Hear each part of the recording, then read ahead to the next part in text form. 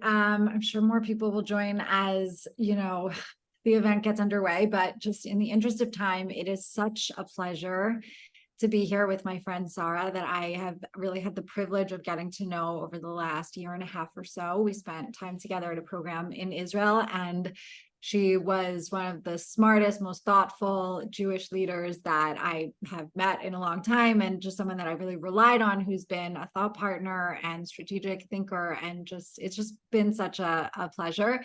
And I'd actually heard about Periphery before Sara and I met, and I'd watched it before we met. And so, being able to do this event for a Zioness audience really is so meaningful for me. And we wanted to do it, as I mentioned already, we really wanted to do it around the holidays because it's a time of reflection, it's a time of intention, it's a time of really thinking about what we want to bring with us into the new year.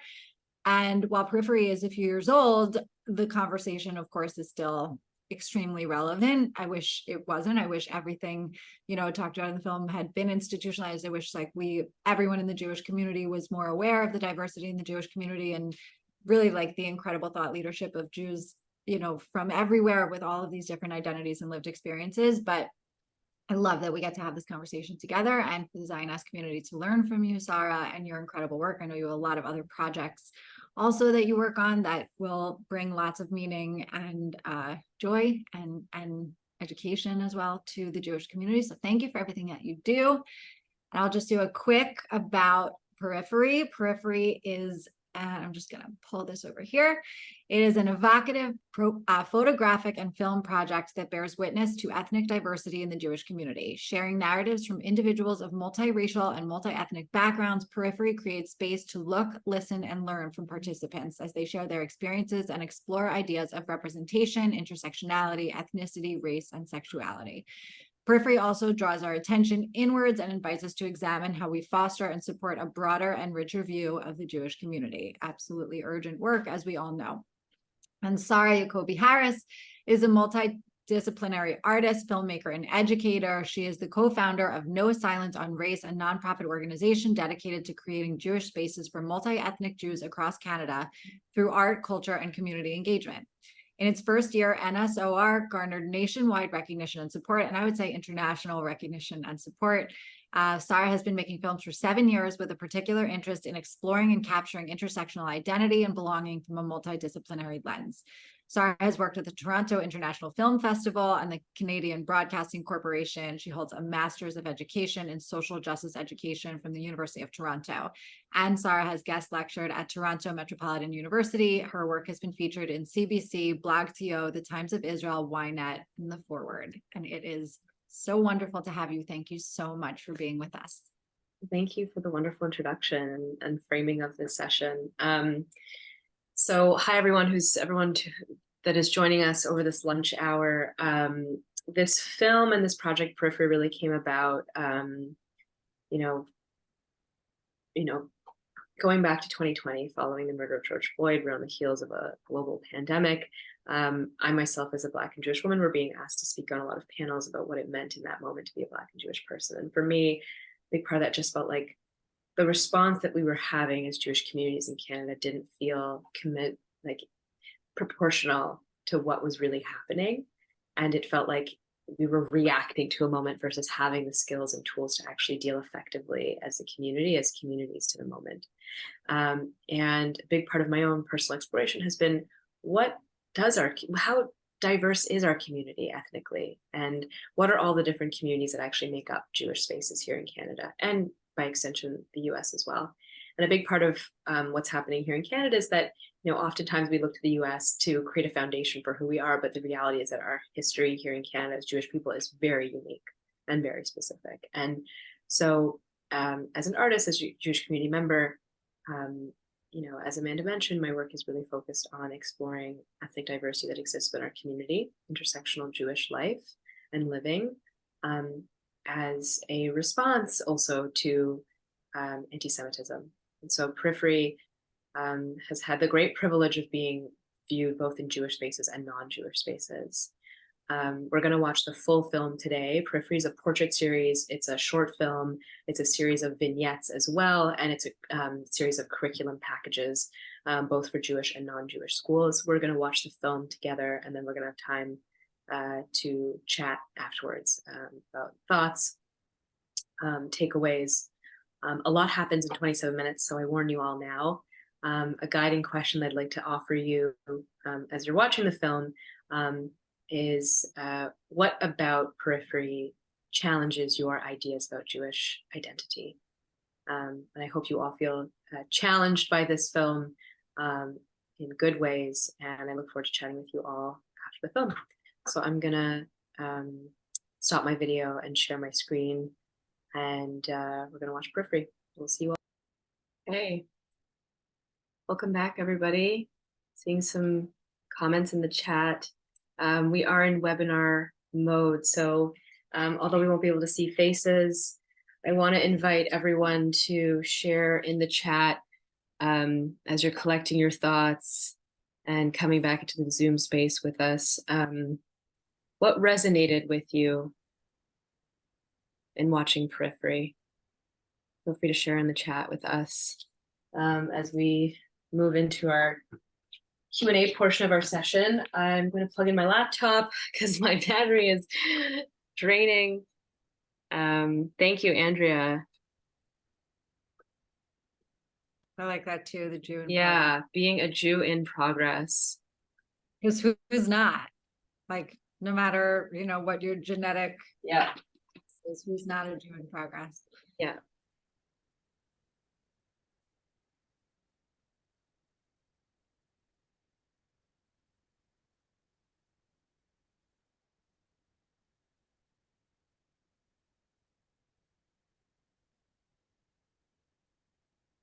Anybody else want to share? Perhaps as folks are building on their thoughts and coming back into the space, Amanda, you and I can start in conversation. Sure. Yes. So actually, Suzanne mentioned something that also means a lot to me in the film, and is maybe an interesting starting point. As some of you may know, and I know as Sara knows, we launched last night our Zahav Fellowship for Black Jews. Yeah.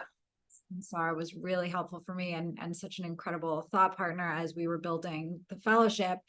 And it's been fascinating to think through it and to think about how many Jews, there are so many perceptions, certainly in the American Jewish community, that Jews of color and Black Jews in particular are not Zionist or are not committed to Israel. And that is so wrong. It is so inaccurate. And, you know, so having spent a lot of time learning about Jews of color spaces and particularly the experience of Black American Jews, that Israel is actually a place that they feel the most comfortable. And I think the person in the film who shared that was the most comfortable as a Jewish person. I mean, the person I think who shared that in the film was Ethiopian.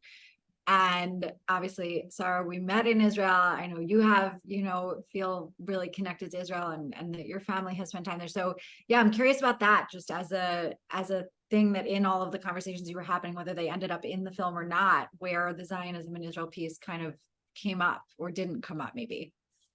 Yeah, it's funny. I can't remember, you know, how we produced and filmed Periphery in 2021, so I can't remember off the top of my head how it came up in everyone's conversation. But for sure with Sara, I recall that because she also had family in Israel within the Ethiopian Jewish community, and because of her experience having grown up in Canada, feeling very much isolated in her experience, often people challenging and questioning her Jewishness. I think for her to expand on what she shared, to be around family and to be around her community, it felt like, oh, this is where I belong. These are my people, and no one challenges me here, and no one questions me here. And you know, whether it's the fact that she doesn't have a lot of Ethiopian family here. She does have some family here, but not as much. And it's in there in Ottawa and in Toronto. You know, it was a concentrated amount at a very pivotal time in her own development to feel that sense of being seen and heard, I think is also a really big part. For folks who have been to Israel, spend time in Israel, or live in Israel, you know, to be surrounded by Jewish life and Jewish values every single day, it does something to you. And there is a void that it fills that we just don't have in North America in our lives here. So, Tema also speaks about it, but Tema also challenges the idea of place as home. She talks about not really feeling particularly rooted in any of the places that she's lived or visited in. And so Tema begs the question of, does physical space actually define our sense of home, or are there multiple different things that make up what home is to us? And I think that's a really important question for us to ask ourselves, so that we can also build a kind of internal home within ourselves, that makes us able to show up in spaces, but not reliant on these spaces to feel a sense of, self-actualizing in who we are. Obviously, in Jews in the diaspora, we know this well, that we've had to make community, we've had to make meaning of our Jewish lives outside of Israel. We've done it to varying degrees of success, and I think it's an important piece of asking and challenging ourselves in that. There's a lot of comments coming in, so I wanted to stop and sort of honor some of these comments coming in as well. There are, just before you go to the next one, it's like so meta. Talking about this, that I'm thinking about so much of the conversation in Periphery and then just generally about like the finding space and finding community is such a profoundly Jewish experience over 2,000 years for like every Jew that's been alive over 2,000 years. And it's almost like for Jews of color, it's like the most Jewish thing, but more so because it's been even harder, so it's like, it's so Jewish. And then to feel like you have to question your Jewish identity while having this profoundly Jewish experience is like, I mean, the irony, I think lost there. Yeah. Lauren had a question here. I noticed in different conversations and political alliances that there is a strong connection between Israel and India. Has any research been conducted on the foundation of this relationship? That's a great question, Lauren. As Ariella points to this book, the first book written on the B'nai Israel community in India, there's several Jewish communities in India. And so both academically and written text, there is a lot of information on the different communities. And so I'd encourage you to seek out and search that. I can't answer this question off the top of my head, but I know there's a lot of information out there on the different types of communities. Indian Jewish communities, the largest group of B'nai Israel are actually in Israel, I believe, and the second largest community, I think, might actually be in Canada, but don't quote me on that. So most have made Aliyah, and there's a sizable community in Israel. Ariella actually in the film just recently made Aliyah to Israel, so she's no longer with us in Canada, but in spirit. Mary, in the film highlights how mainstream Jews are so unaware of their othering behavior. Yes. Andrea Beth, as a Jewish lesbian, I appreciated hearing about LGBTQ plus Jewish experiences from other places, even though here in the US, I feel pretty welcome in the Jewish community. Thanks for sharing that. I love the statement about understanding Jews of color or Jews on the periphery beyond experiences of racism. Which is really also a really big part of, I think, what we're trying to challenge with this project too, that there is joy, resilience, power on the periphery, and not just a place of isolation, and a lot of creativity from that place as well, as Fabio talks about. So I have a question from something that you brought up at the beginning before the film, which is that the film has been screened, and I know it to be true, in both Jewish and non-Jewish spaces. How is it received? I'm sure there are challenges in Jewish spaces, and I definitely want to talk about that, but in non-Jewish spaces, it must be really interesting. Can you tell us a little bit about kind of the way that it's received in those spaces? Absolutely. So the backdrop to Periphery's trajectory into like secular schools is really a huge spike in anti-Semitic incidences on school campuses, so universities, and also schools, elementary schools and high schools. So unfortunately, Periphery has found its way into spaces not on the best terms. We recognize Jewish Heritage Month here in Canada, which is May. May is Jewish Heritage Month, and so there's a lot of activity now that school boards are getting involved with as an opportunity in that month to showcase Jewish life, contemporary Jewish identity, and so Periphery found its home definitely in the month of May. It's a crazy month for us in Periphery screenings, but outside of that as well, we're seeing folks within different school boards, Jewish and non-Jewish, or Jews of color, multi-ethnic Jews, wanting to ensure that conversations about Jewish life and anti-Semitism are embedded in larger DEI conversations, because historically anti-Semitism is often left out of these conversations. So that's the larger backdrop for how Periphery has entered this conversation.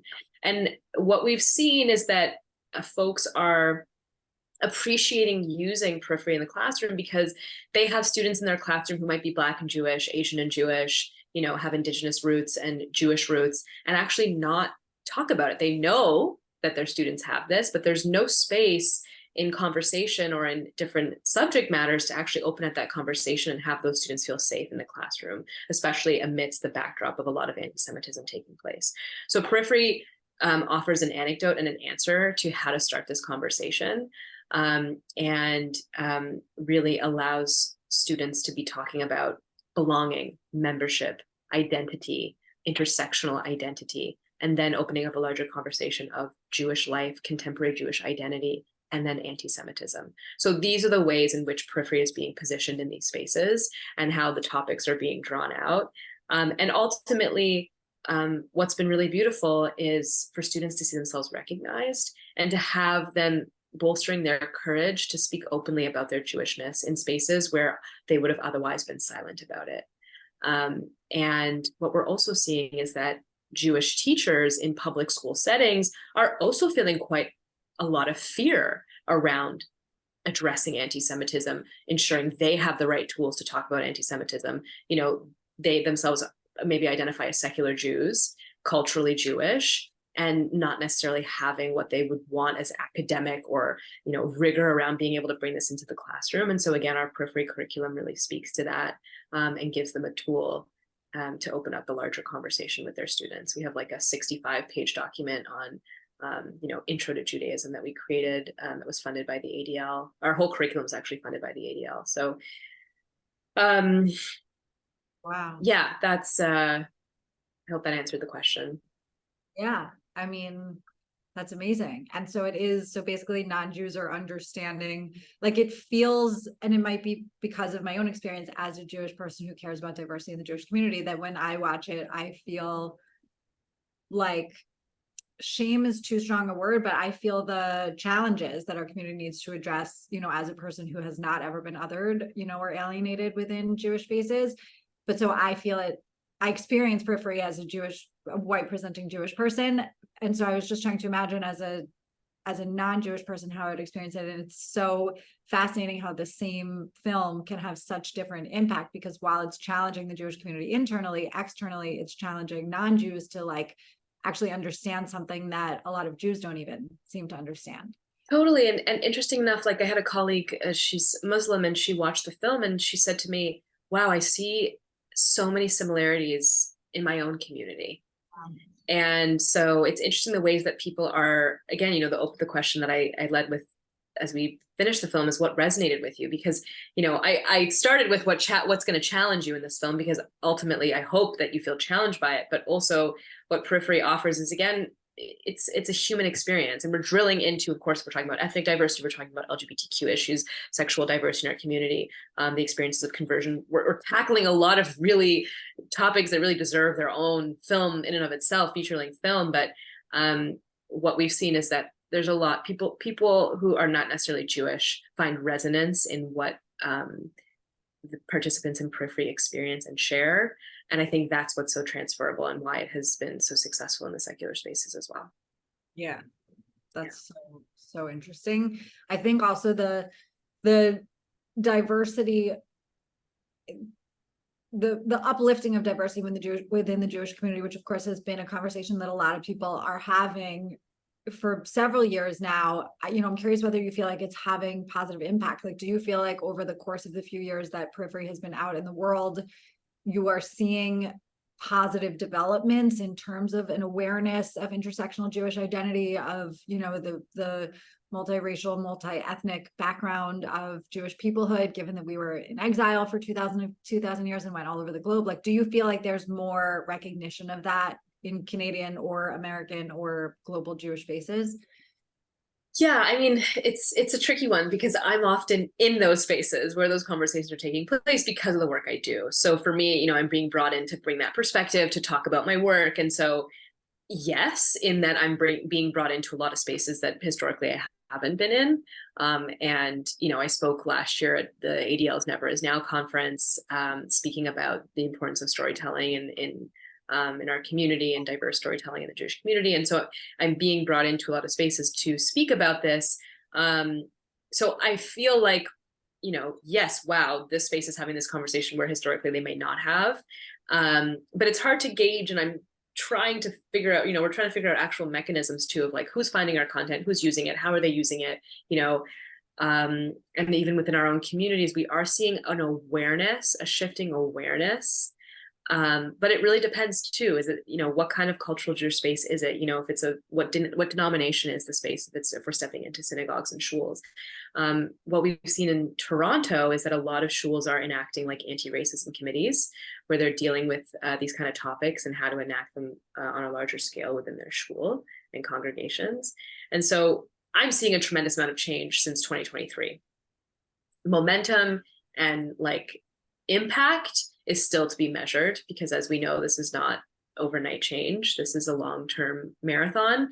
But I'm seeing change and I'm part of it. And so that's enough for me to keep going, and to be encouraged by the people that I'm meeting that are really like feeling empowered to also be part of that change in our community and outside of it. I'm going to jump in just quickly with a question. And I think that the participants in the film spoke to this a little bit at the end, but I know that when members of the Jewish community are watching this film, and really hopefully anybody who watches this film, they're taking a moment, stepping back and asking themselves, okay, so what do I do? Like, how do I, create an inclusive environment? How do I, widen my gaze, so to speak, and see beyond the center and into the periphery, and incorporate that into my everyday life? And so I think the question is what's the next step? What can we take from this into our lives, into our communities? How would the participants answer that question? How would you answer that question? I think, it's a great question. I think it's, I almost put it back to everyone else to say, well, what do you take away from this? And how does this shift the way that you think about your own Jewishness, talk about Jewish identity, perhaps contribute to conversations about Jewish identity, contribute to conversations about anti-Semitism? I think that awareness is important, knowledge is important, but action is that next step. And so I don't have the perfect answer of what to do next, but I hope that these stories can give people real insight into what it means to navigate Jewish life and non-Jewish life, through these different identities, and to advocate for the diversity in our community. It can be as simple as advocating or correcting of, actually, no, this is how diverse our community is. As Amanda said, we've been scattered, to every corner of the globe for over 2,000 years, and it has resulted in these very rich and nuanced Jewish communities in places around the world that you might not expect or think of. And if there's any teachers in the space or educators in the space, I just popped it in the chat. Rachel had asked how it can be accessed, so I just popped our website in the chat. If you go to our curriculum tab, we have a lot of resources in there. One of my favorite resources is this map of the world, and it's a map. It's inside the Intro to Judaism. I'm just going to put it in here, Intro to Judaism package, I believe. And inside on this global map, it has pins, and everywhere there's a pin, it means there's Jewish community that has or currently still exists. And so you can click on any country essentially, as long as it has a pin, and it'll take you to learn more about the Jewish community that existed there or that still exists. And I love this resource. I think it's such a beautiful visual resource. I use it all the time when I'm in classrooms of grades 6 to 8, because I just find it very interactive. It's very colorful. It gets students really engaged, and even for adults as well. And so in terms of, resources, we have a tremendous amount of resources on our website that I would encourage people to use. Again, educators in the room and non-educators as well. You're sharing articles and books with family members who want to learn more, who are excited. If you're in a conversation where things get heated and people are exchanging ideas and exchanging, well, you need to read this, you need to read this, you need to watch this, feel free to share Periphery, feel free to use it as a resource to share with people, to say, this too is our community. And these are real people with real stories that have made real impact. So I think sharing knowledge is a really critical part of this. Take what you've gained from today and take it into your life in whatever ways it's applicable. And I hope that the courage that you see in Periphery, takes a tremendous amount of courage to share our story, but especially the pain in our stories. And I hope that can give folks courage in this room that may otherwise feel in moments disempowered or shame around sharing their Jewishness, because I think that is something that really holds us back. And I can speak personally that it's something that impacts me too, still in these spaces, that, how do I share my voice in a way that I will be heard as a Black and Jewish woman? That's my answer. It's so beautiful. Where is the map on the website? Let me just pop in there really quickly and see. I'm so excited. That is so amazing. And why doesn't that exist? Why didn't that exist before? A map. Well, we didn't make this actually. So one of my educators who worked on the curriculum shared this resource. And then also, while you're looking for that, Justin on our team had put in a question that I think maybe I can answer. So Justin said he loved Periphery so much as a short film. He thinks it's concise and powerful. He was wondering if there were any plans for a feature, any future developments. He thinks it could be a really great miniseries or series as well, focusing on one person per episode. And I actually see that there's an extended series on the website. There's the film. Yes. Yes, thank you for the question, Justin. There is an extended series on the film where we actually do like one off on each person. Well, we have one that's like a combination of a few folks, but it actually is you're able to share a little bit more about their story than we were able to fit into the short film. So that is there. And in terms of a series, we are actually like in development on a Periphery Part 2. It won't be called that. But a lot of folks have been asking us for it, and we are starting to think seriously about what that could look like and the impact of that. So thank you for that question, and hope to share more soon. I'm just flipping through. You'll see in the Intro to Judaism document that we use screenshots of it when we're exploring different ethnic communities, but the actual source itself. Well, you don't have to find. I was just curious if it was easily clickable. It is, and it may even just be at the end. Additional sources. Here we go. That's very cool that exists. Where are you?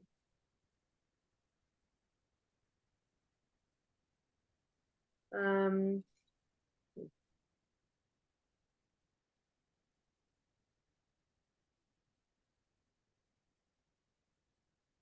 going to look for this as maybe more questions or thoughts trickling from folks.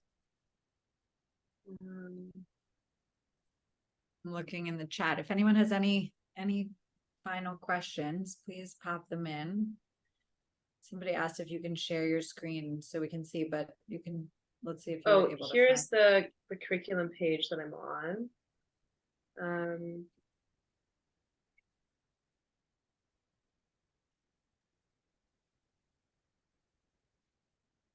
And then Sara, we would love to hear what is next for you, is a question. Another question. For sure. She's got a lot going on all the time. Amazing, super cool projects. Yeah, I'm not able to locate this in this exact moment. Definitely when we hang up, I'm going to find it, and then I'll share it with you. You can also include Sara if you want to send it to me. We send a follow-up email after these events. I'm happy to include that. Amazing. Yeah, I'm going to send the document that I was referring to in the chat though for folks. So what's next for me? That's a great question. I appreciate it. So yeah, we're dreaming up what could it look like to do a Periphery Part 2. We were able to speak to folks of a certain generation and demographic, and we're exploring, what does it mean to tell the stories of Canadian Jews who immigrated from parts of North Africa and the Middle East in the 70s and 80s. There's some really rich histories here, synagogues established and congregations established of folks in Sephardic communities across Montreal and Toronto that have established some really amazing community and whose stories we don't know a ton about. And so for us, it's also taking a step back to say, what histories, where are there spaces that and histories that still need to be told? And so I run a nonprofit called No Silence on Race. We're in the process right now of building a collective, and our three focuses in our work at No Silence on Race are content production, community activation, and cross-cultural dialogue. And so we're seeking to continue to make more content because we're seeing great success with Periphery, a real need in our community to be translating Jewish experiences in an accessible media way. And so that's what I'm up to in that department. And I also work in education as well. So, you know, straddling all of the different industries too. So more to come. And if you'd like to stay in touch with us, I've got a little card I can share, a little digital card. Let me just pull that up.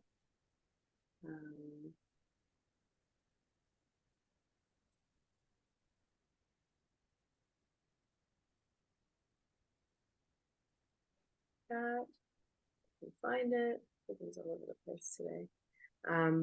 But essentially, you can follow us on Instagram at No Silence on Race. Just put that in the chat.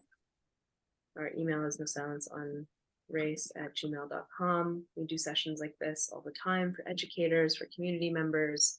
So there's lots of ways to stay in touch with us and follow our work. Thank you so much. I loved this conversation. And again, we wanted to do it around the new year. Well, it's pretty obvious, but there is so much work to do. It does feel to me like there has been progress. I hear these conversations coming up so frequently. There's an awareness that didn't exist a few years ago about the diversity of the Jewish community. And I think it really is our greatest strength as a community. It is, the story of Jewish peoplehood, just coming back to the fact that we are from a place, we were scattered all over the world. I always say, there wasn't Twitter, we weren't connected, that we didn't have email. A lot of Jewish communities, probably most Jewish communities for some long period of time, didn't even know that other Jewish communities existed. They thought they were the last Jews in the world. And so, to think about the way that we have maintained practices, histories, stories, that we've been able to continue, to recreate or relearn an ancient language and, obviously reclaim an indigenous homeland. There's so much that unites the Jewish people that is such a reminder of the fact that we're from everywhere. And, the idea of Zionism, to go to Zioness, mission is the ingathering of the exiles, and you're not exiles all to Europe, right? Like the exiles were everywhere. So I think, for kind of the future of the Jewish community, this conversation is so important. And of course, it's critically important for fighting anti-Semitism, but it's even more important for really understanding and affirming Jewish values and the Jewish story and Jewish history and our lived experience as a community. I think the differences are amplified by the things that we share. And so, it's almost like by thinking about the things we share, it's so powerful that we've overcome the separation, the distance that happened during exile, and continue to share all of these things with each other. And it's, I always hear stories of people, Jewish people traveling and finding another Jew somewhere, right? Like somewhere that they would never expect to, or, you see someone wearing a Jewish star, or so you see a mezuzah somewhere, and how special and powerful that is. And again, there's so many reminders of how we come from different places, we have different lived experiences, but our Jewishness is what ties us together. So I just really hope that the reminders in the film are reminders that we take with us into this year, and of course, long beyond this year, that we ask these questions, we have these conversations, we think about how Jewish identity and Jewish belonging and the Jewish experience can expand instead of contract. Like, how do we make it bigger and greater and more connected? And that's what I take away from Periphery. So thank you so much, Sara, for sharing your hearts and your energy and your brilliance. And I'm sorry, the sun, I can't get away from the sun. My pleasure. Thank you for having me, and thanks everyone for joining and for engaging. And thank you all so much for joining. And please do use Periphery, use the curriculum, bring it into your lives, bring it into your schools, to, use the resources that have been created. All right. So happy Wednesday, everyone. Happy Wednesday. Thanks, everyone. Take Thank care. you, Sarah. Thank you, everyone. My pleasure. Bye. Take care.